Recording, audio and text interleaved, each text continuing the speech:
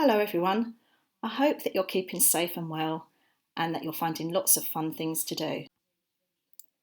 As Miss Wynne said, we're all missing you such a lot and we're really pleased when we get to see pictures of you on the tapestry. So really enjoying looking at all of your work. I hope that you saw Miss Wynne's video last week about the learning that you were doing and listening to a lovely story that she read at the end about sharing and taking turns and being kind to one another. I'm really looking forward to doing this video this week because we've got a new topic that we're starting on. Do you want to hear what it's called? What is it? It's called Are We There Yet? And it's all about transport and journeys and going to different places and finding our way there and the way that we get there. So the first book that we are concentrating on in the first week of our topic is called The Naughty Bus. I wonder if any of you have heard of The Naughty Bus. I haven't got a naughty bus here, but I've got a naughty tram.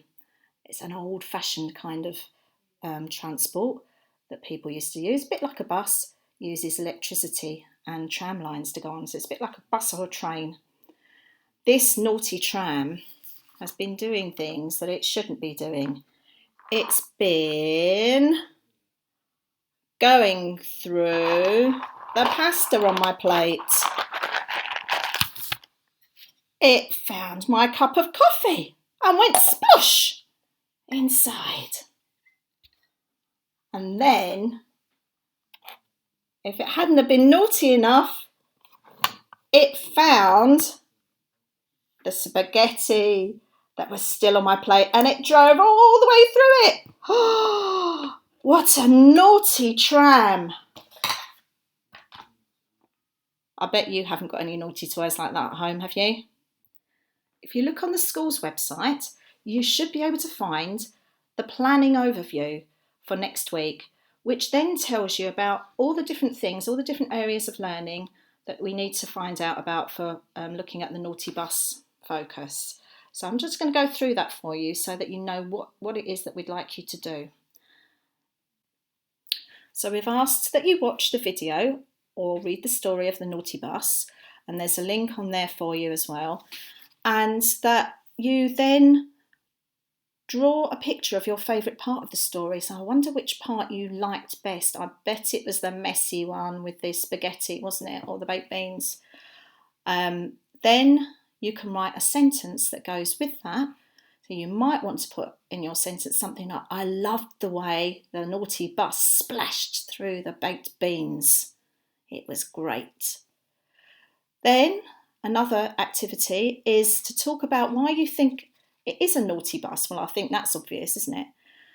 I want you to tell your talk partner, either your mum or your dad, I want you to tell them about something that you think the naughty bus does in the story. So maybe tell them the whole story back to them. Imagine that you're on the naughty bus and you can tell someone where the naughty bus goes and what it does. Take one of your toys, like I had my naughty tram, take one of your toy cars or your plane or your train and take it on a journey around your home and through the garden and see which naughty places it can go to. And maybe you can get somebody to take some photos or draw some pictures of the places it's been and maybe write some sentences or captions that go with those pictures and photographs. You can download those then onto the Tapestry website and then we'll be able to see them. It'll be great for us. We'll really enjoy looking forward to that. So have fun. And when you're doing your sentences, don't forget to try your phonics on your own first before you ask a grown-up to give you some help. And then we've got another CBeebies link that you can look at that shows you different types of transport. So I wonder how many you can think of right now. I'm thinking of a bus, a train, a plane. Oh, there's lots of them. You'll see plenty of them on there. If you watch that, then maybe you can write a list and talk about some of the different types of transport that you've been on and think of your favourite ones and then maybe write about those and give your reasons for why it's your favourite one. For your reading and your phonics, maybe you could look at some non-fiction books. They're the books that don't tell the stories, but they've got the pictures. You can just pick up wherever you want to in the book and you can have a look at that and maybe learn some facts about some of the vehicles or transport that you like, or something you don't know very much about. And then you can write those facts down, or you could do a video like I'm doing, and you can put that down on Tapestry, and then we can see it as well, which would be great. When you've read the story of the naughty bus, maybe you could then draw a story map about all the different places that it went to, and maybe you could write the labels of where it went at the same time. Then have a look at some transport words and see if you can then sound those out. Maybe put the sound buttons underneath. Okay, I've got some examples here. So obviously we can read this one using the sound buttons. It's B, A, S, bus. T, R, A, M. What do you think that one is? T, R, A, M. Tram. Tram, like I had the naughty tram.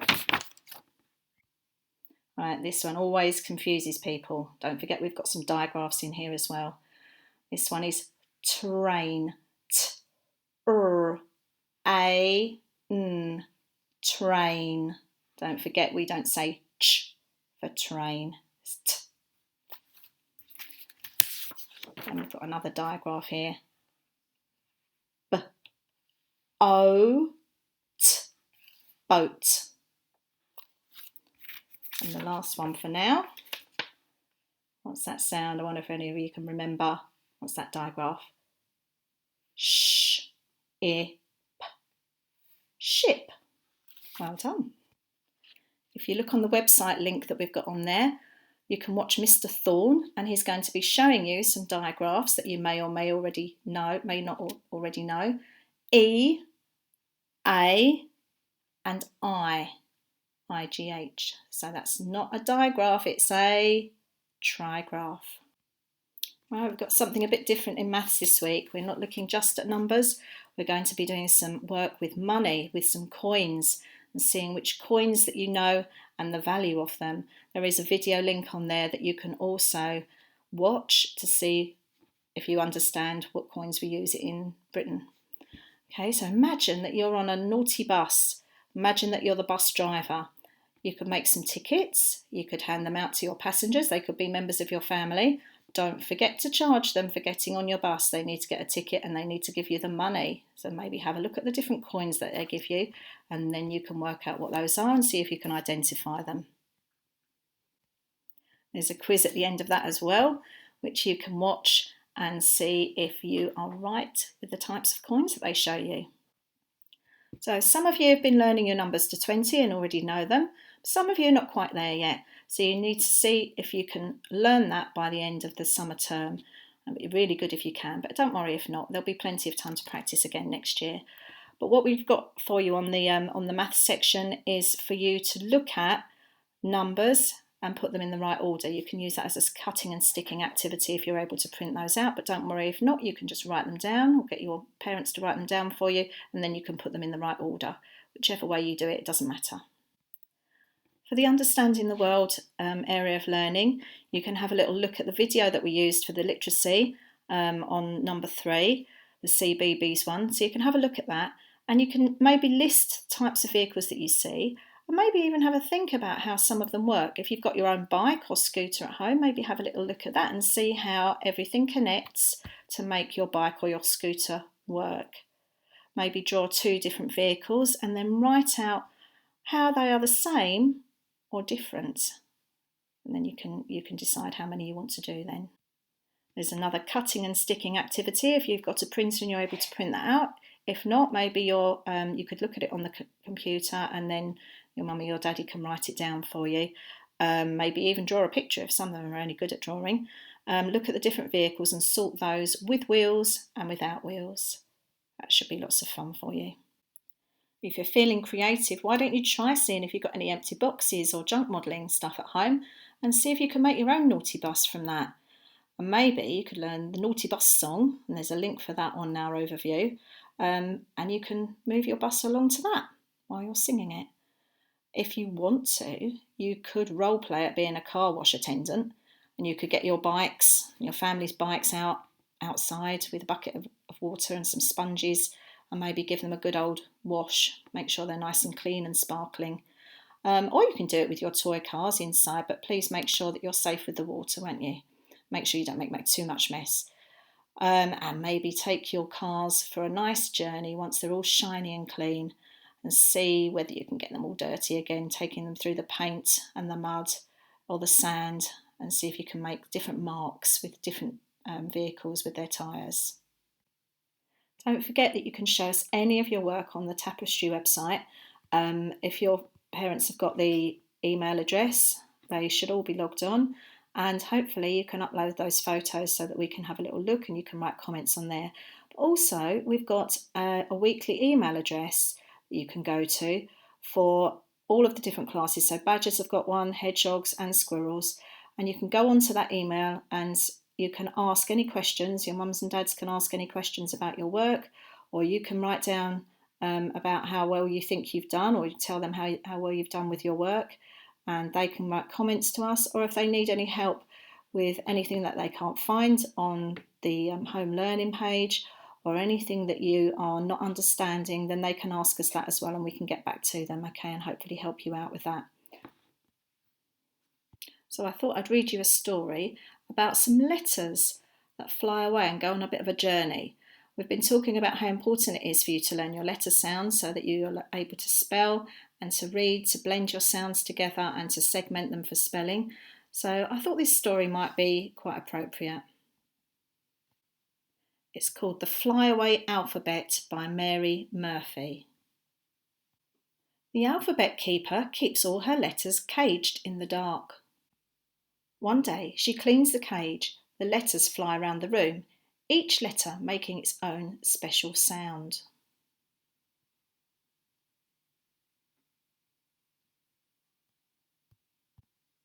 There is a sudden gust of wind and the window swings open. The letters feel the delicious breeze. They shiver with excitement. Ooh! Freedom at last, they cry. Come back, screams the alphabet keeper, but too late. She grabs the hat and chases the flying letters. The letters land in the park.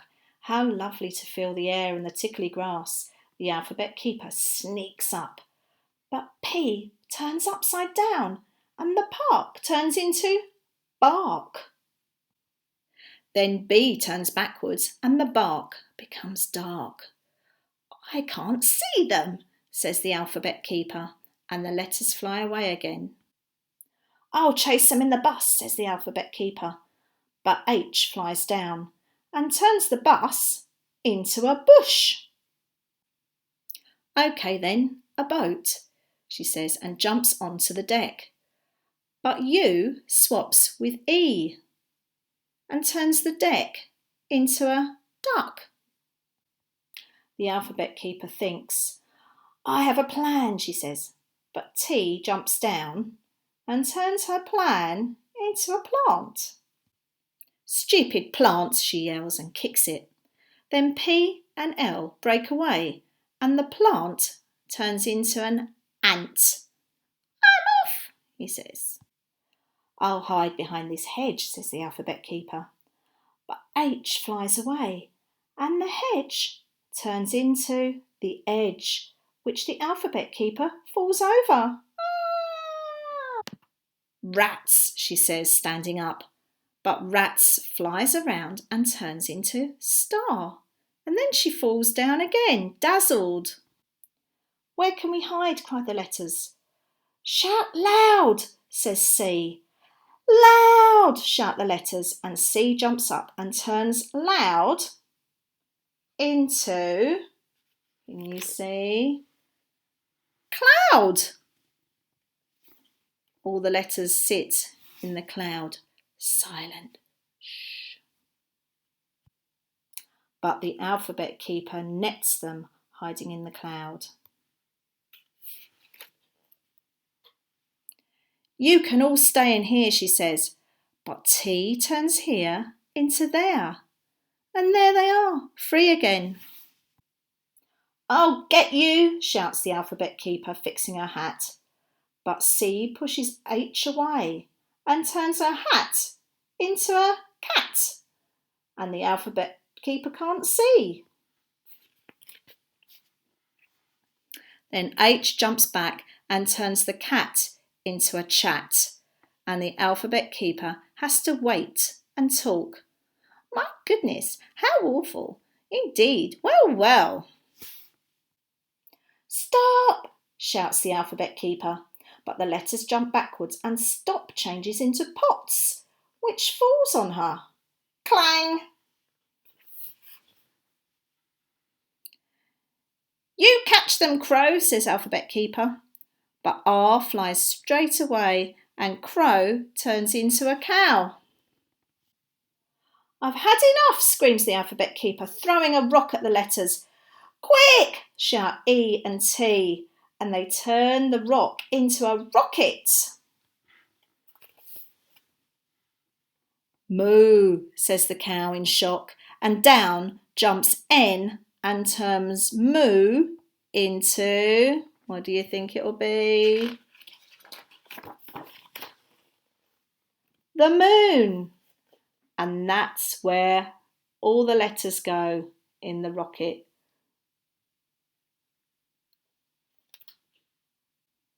Well, I hope you all enjoyed that story, and make sure that you're doing your phonics so that you can do your spelling and your reading really well next time we see you.